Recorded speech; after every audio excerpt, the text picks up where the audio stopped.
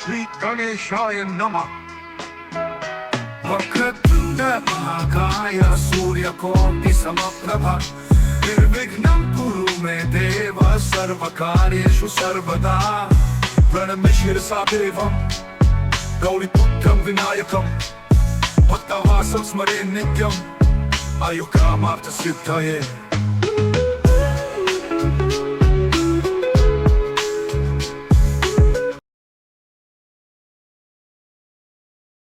नमस्कार। आज हम श्रीमद् भगवद गीता के चौथे अध्याय ज्ञान कर्म संन्यास योग के कुछ खास श्लोकों पर बात करेंगे। श्लोक 29 से 42 तक हमारे पास ये श्लोक हैं और उनके हिंदी अर्थ भी।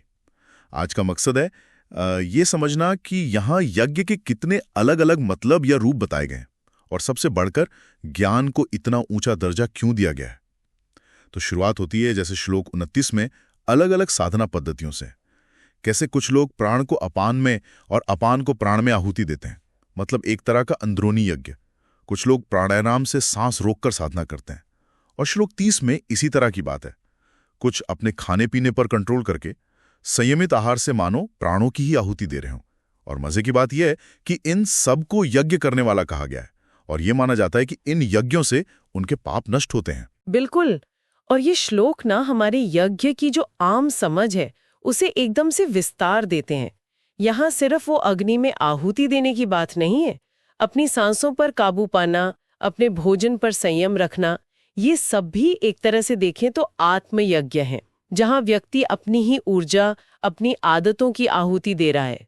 श्लोक 31 तो यहाँ तक कहता है कि यज्ञ से जो अमृत जैसा शेष बचता है उसे भोगने वाले सनातन ब्रह्म को पाते हैं। पर जो यज्ञ नहीं करते उनके लिए न ये लोक है न परलोक।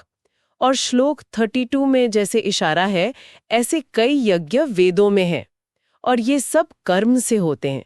कर्मजन विद्धि, इनको समझना ही मुक्ति का रास्ता है। अच्छा, तो ये सारे यज्ञ कर्म पर आधारित हुए।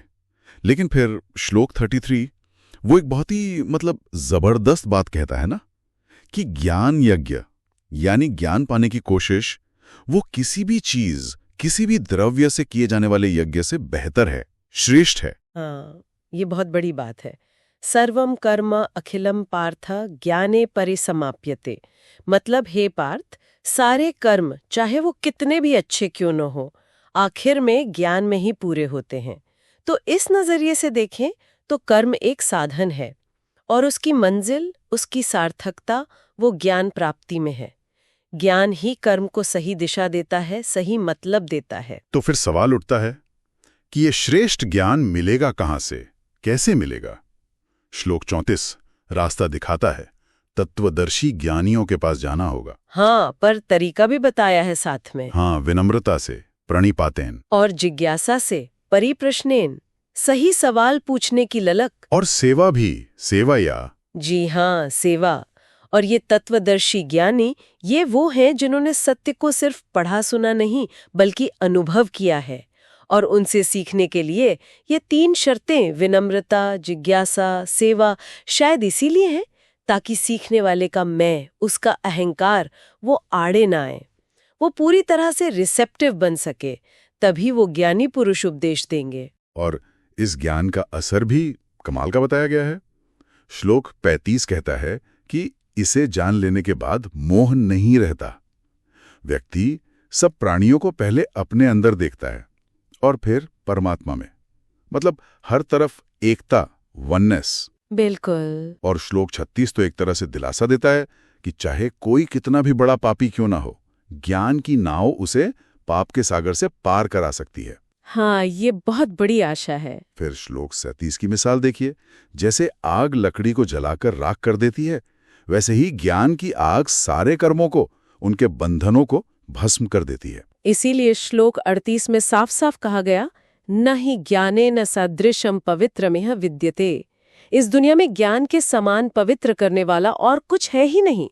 पर ये ज्ञान कोई बाहर से मिलने वाली चीज नहीं है। योग में जो सिद्ध हो गया है वो व्यक्ति सही समय आने पर इसे अपने अंदर ही पाता है। लेकिन हाँ, इसे पाने के लिए कुछ गुण जरूरी हैं। श्लोक 39 साफ कहता है, श्रद्धा होनी चाहिए। श्रद्धा। ज्ञान पाने के लिए तत्परता, मतलब एक लगन होनी चाहिए। और इंद्रियों पर संयम। हाँ, इंद्रिय संयम भी। ऐसा व्यक्ति ही इसे पाता है और ज्ञान मिलते ही परम शांति। पर इसका दूसरा पहलू भी उतना ही सच है। श्लोक 40 एक चेतावनी जैसा है।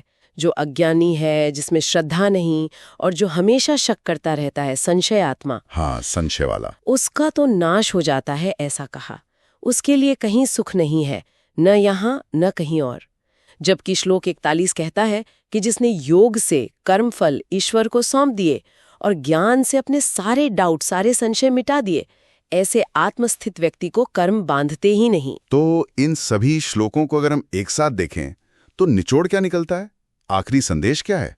वो श्लोक 42 में बहुत ही पावरफुली कहा गया है अर्जुन से, और शायद हम सब से भी, कि हृदय में जो अज्ञान से शक पैदा हुआ है उसे ज्ञान की तलवार से काट दो, योग में स्थित हो जाओ, समत्व बुद्धि में, और कर्म करने के लिए उठ खड़े हो जाओ।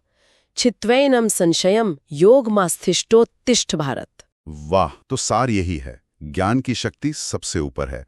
यही हमें कर्म के बंधन से, पाप से, शक से, सबसे निकालकर मुक्ति और परम शांति तक ले जा सकती है। बिल्कुल। और यहाँ एक विचार आता है मन में कि अगर ज्ञान इतना शक्तिशाली है, पवित्र करने वाला है, मुक्ति देने वाला है, तो आज की दुनिया में जहाँ इतनी इन्फॉर्मेशन है, इतना डिस्ट्रैक्शन है, वहाँ वो अटूट श्रद्धा और वो डिसिप्लिन, जिज्ञासा, वो कैसे पैदा की जाए, जिसका जिक्र इन श्लोकों में बार बार है। ये वाकई सोचने वाली बात है आज के समय में। ये सवाल आपने बिल्कुल सही उठाया। इस पर सोचना जरूरी है।